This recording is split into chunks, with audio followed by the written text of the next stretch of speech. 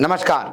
स्वागत है आपका न्यूज लॉन्चर पर। मैं हूं अशोक वानखड़े, लेकर आया हूं आपका अपना कार्यक्रम द एक्सरे। नागपुर में जो अभी हादसा हुआ, चंद्रशेखर बावनकुळे के बेटे संकेत के नाम पे जो ऑडी नाम की गाड़ी थी, वो अपने दोस्तों के साथ लाहौटी बार में गए, वहां दारू पी, कुछ मटन मच्छी जो भी कुछ खाना था वो खा लिया, और जब बाहर से निकले तो नशे में धुंध कुछ गाड़ियों को रोनते हुए, कुछ लोगों को जख्मी करते हुए आगे जाके टकरा गए। कुछ लोग भाग गए, कुछ लोग पकड़े गए। पकड़ने के बाद पुलिस ने उनको बुला के छोड़ दिया। जिनका मेडिकल करना था उनका मेडिकल नहीं हुआ। बाद में संकेत को बुलाया गया। बात यह हो गई कि संकेत भी उसके अंदर था। ये खबर तो है, लेकिन लाहौटी बार जहां वो खाना खाने गए थे, वहां उन्होंने शराब पी नहीं पी? बिल मिला। बिल में तो है कि मटन टिक्का भी खाया, चिकन करी भी खाई, चिकन टिक्का भी खाया, काजू फ्राई भी खाए, मूंगफली मसाला भी खाया, सब बिल में है। 12,000 के ऊपर से महंगी दारू भी 2 बॉटल मंगाई, वो भी पी। लेकिन जब सीसीटीवी फुटेज वहां ढूंढने गए तो मैनेजर ने पहले मना किया, पुलिस ने फिर सख्ती बरताई, तो उन्होंने कहा कि ठीक है। सीसीटीवी फुटेज देखने के लिए जो डीवीआर जब्त हुआ, पता पड़ा कि उसमें सीसीटीवी फुटेज गायब है। ये एक किस्सा। क्योंकि जब मैं एक्सरे से नीचे जब मैं खबरें देखता हूं तो मुझे पता पड़ता है कि पुलिस और सत्ता जब साथ में चलती है तो क्या क्या इस देश में हो सकता है। यदि ये विपक्ष का किसी नेता होता या कोई महाविकास आघाड़ी का या इंडिया गठबंधन के किसी नेता का बेटा होता तो अभी तक सीसीटीवी फुटेज चैनलों में पहुंचा होता और ये बार बार दिन भर चलाता कि ये नेता का लड़का कितना भ्रष्टाचारी और कितना शराबखोर है। सोमवार की जब अधिकारी ने जांच के तहत रेस्टोरेंट की डीवीआर जब्त कर लिया गया, और जो पीटीआई ने खबर दी है वो मुताबिक कार कथित तौर पे संकेत के दोस्त अर्जुन हावरे चला रहे थे। पुलिस के मुताबिक दुर्घटना मानकपुरा टी पॉइंट तक ऑडी का पीछा किया और अर्जुन हावरे और रोनित चित्तमवार को दोनों को पकड़ के पुलिस के हवाले कर दिया, लेकिन बाद में उनको रिहा कर दिया गया। सीताबर्डी थाने के अधिकारी ने बताया कि जब संकेत उसके दोस्त दुर्घटना से पहले लाहौरी बार में थे, उस समय की सीसीटीवी फुटेज गायब है। हमने बुधवार को रेस्टोरेंट का डिजिटल वीडियो रिकॉर्डर डीवीआर जब्त कर लिया। अब उसे फॉरेंसिक जांच के लिए भेजा गया है। अधिकारी ने बताया कि लाहौरी बार के मैनेजर ने मंगलवार को जांच कर रहे अधिकारियों को सीसीटीवी फुटेज और अन्य इलेक्ट्रॉनिक डिवाइस देने से इनकार कर दिया। देख लीजिए, क्योंकि जब बड़े बड़े सत्ताधीशों के बच्चे वहां दारू पीते हैं, शराब पीते हैं, तो वहां वो पुलिस की भी बात मानने से तैयार कर, जब पुलिस ने कार्रवाई की धमकी दी तब जाके ये सारी गैजेट्स पुलिस को मिले। अधिकारी ने बताया, हमें पता चला कि रविवार रात को कोई फुटेज मौजूद नहीं है और दुर्घटना की जांच की जा रही है। ठीक है, ये संकेत बावनकुळे का महिमा मंडल है। इतने दिनों के बाद, मतलब घटना होने के बाद पुलिस गई तो इतना तो समय मिलता है कि आप फुटेज इरेज करो। अब फॉरेंसिक लैब में सब पता पड़ जाएगा कि फुटेज इरेज किया नहीं किया, लेकिन जो बेसिक एविडेंस था वो तो वहां समाप्त हो गया। उस रेस्टोरेंट के मालिक और मैनेजर के खिलाफ सबूत मिटाने का गुनाह दाखिल होना चाहिए, लेकिन नहीं होगा।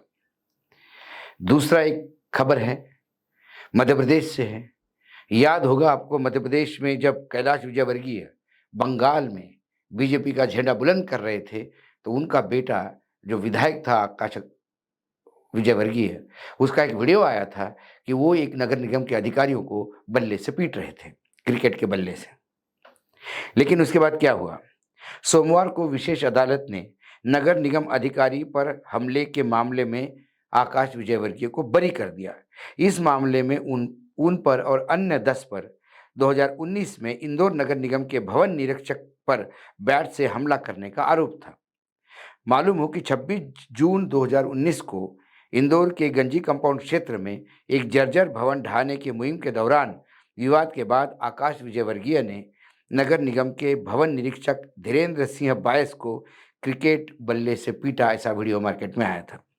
आकाश तब विधायक थे और इस घटना को लेकर उनके 10 अन्य के खिलाफ आईपीसी इंडियन पिनल कोड की धारा 353, धारा 294, धारा 323, धारा 506, धारा 147, धारा 148 के तहत मामले दर्ज किए गए। अब क्या हुआ? कथित तौर पे मारपीट वाले वीडियो की प्रामाणिकता साबित नहीं की जा सकी, जिसके चलते एमपी एमएलए अदालत ने आरोपी को मारपीट और आपराधिक धमकी समेत कई आरोपों से बरी कर दिया गया। बचाव पक्ष के वकील उदय प्रताप सिंह कुशवाहा ने इतना ही बताया कि अभियोजन पक्ष अदालत में आरोप को साबित नहीं कर पाया, इसी वजह से अदालत में विजय वर्गीय और अन्य 9 को बरी कर दिया गया है। अब ये दूसरा केस, और ये केस इतना बढ़ गया था कि स्वयं देश के प्रधानमंत्री नरेंद्र मोदी जी ने यह कहा था कि ऐसे लोग पार्टी में क्या कर रहे हैं। तो देखिए, देश के प्रधानमंत्री नरेंद्र मोदी किसी भी चलते वीडियो पे रिएक्ट करते हैं, ये भी इससे साबित होता है यदि आकाश विजयवर्गीय का वीडियो सत्यापित नहीं हो पाया। अब उसके बाद आते हैं महू के कैंटोनमेंट एरिया का ताजा मामला, जहां 2 ट्रेनी ऑफिसर के साथ और उनके महिला मित्रों के साथ मारपीट, लूटपाट, फिरौती मांगने और सामूहिक व्यभिचार जैसे मामले ने तूल पकड़ा है। अब इसमें जब इतना बड़ा मामला हो गया, जहां सैन्य अधिकारी भी सुरक्षित नहीं हैं, फिर वहां विपक्ष तो बोलेगा। जब विपक्ष ने इस बात को बोला, लोगों के सामने लाया, खासकर राहुल गांधी ने जब इस घटना पर दुख जाहिर किया और उन्होंने कहा भाजपा राज्य शासितों में महिलाओं के खिलाफ अपराधों पे नकारात्मक रवैया चिंताजनक है। घटना समाज और सरकार के लिए शर्मनाक है। सरकार गंभीरता से विचार करे, देश की आधी आबादी की रक्षा की जिम्मेदारी से कब तक आंखें चुराएंगे। ये होना था, क्योंकि प्रधानमंत्री राजस्थान में यदि किसी हिंदू टेलर की हत्या होती है तो उसको जाके बार बार उस सरकार को घेरते हैं। तो आज बीजेपी की सरकार यदि मध्य प्रदेश में है तो विपक्ष तो घेरेगा। राहुल गांधी के बयान पे आदरणीय मुख्यमंत्री मोहन यादव भड़क गए और उन्होंने कहा उनकी सरकार ने त्वरित कार्रवाई की है, राहुल गांधी फुर्सत में है, उनकी यानी कांग्रेस की सरकारों में क्या हो रहा है उनको दिखता नहीं है। मोहन यादव यहां नहीं रुके, उन्होंने कहा देश को लज्जित करने का काम राहुल गांधी ने अमेरिका में कर रहे हैं, यह दुर्भाग्य की बात है।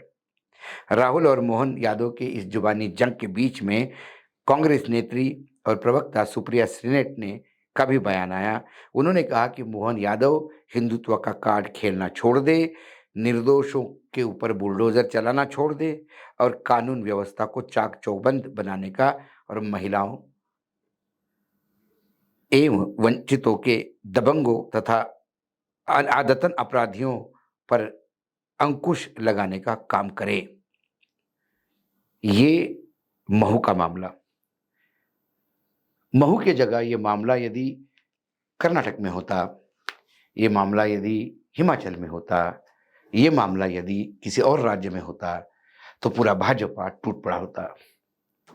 हालांकि सभी आरोपी पकड़े गए हैं और वो प्री प्लान से हुआ, लेकिन आरोपियों की हिम्मत कैसी होती है? कानून व्यवस्था का डर क्यों नहीं है? क्योंकि जब बल्ले मारने वाला विधायक छूट सकता है तो फिर आरोपी सोचते कि हम भी ये वारदात करके छूटे, और वो वारदात आर्मी ऑफिसर के साथ हुई। 2 आर्मी ऑफिसर, उनकी महिला मित्र, और अभी भी पुलिस इस पूर्ण रूप से क्ल्यूलेस है, क्योंकि कई जगह अभी बयान नहीं हुए। मोहन यादव के ही राज्य में ऐसे भी घर पे बुलडोजर चलाए जिस पे पथराव करने का आरोप था कि पत्थरबाज है ये, इसलिए इनका घर गिराया गया। पता पड़ा कि जिसका घर गिराया उसके दोनों हाथ नहीं थे, तो पत्थर कहां से फेंकेगा? ये भेड़चाल चल रही है, जहां सत्ता और अपराध साथ में है, जहां सत्ता में जो लोग हैं वो अपराध में यदि लिप्त है तो फिर पुलिस अपना रवैया क्यों बदलती है? ये दिन केसेस में हमने बता दिया कि अपराधियों को कैसा संरक्षण पुलिस द्वारा किया जाता है। तो फिर वो जो कहावत है, सैया भय कोतवाल तो फिर डर काहे का। जब पिता मंत्री है तो बेटे को डर काहे का। जब बाप बीजेपी का अध्यक्ष है राज्य का तो बेटे को डर काहे का।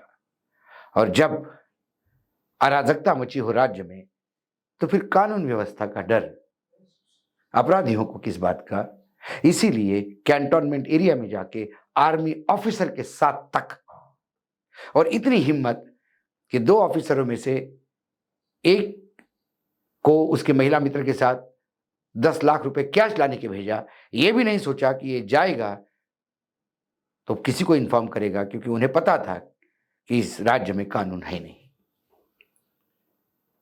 कुल मिला के एक्सरे में मैंने ये 3 कहानियां इसलिए बताई आपको कि कहीं ना कहीं हमारे सत्ताधीशों को ये बताना होगा कि वो कानून के ऊपर नहीं है, और कानून के रखवाले पुलिस को ये देखना होगा कि वो जनता की सेवा की कसम खा के आती है, ना कि नेताओं के घर में नृत्य करने के लिए, उनके दरबार में नृत्य करने के लिए, उनके कुकर्मों पे पर्दा डालने के लिए। आज एक्सरे में इतना ही। कल फिर आता हूं किसी विषय के साथ। तब तक के लिए नमस्कार। देखते रहिएगा न्यूज लॉन्चर।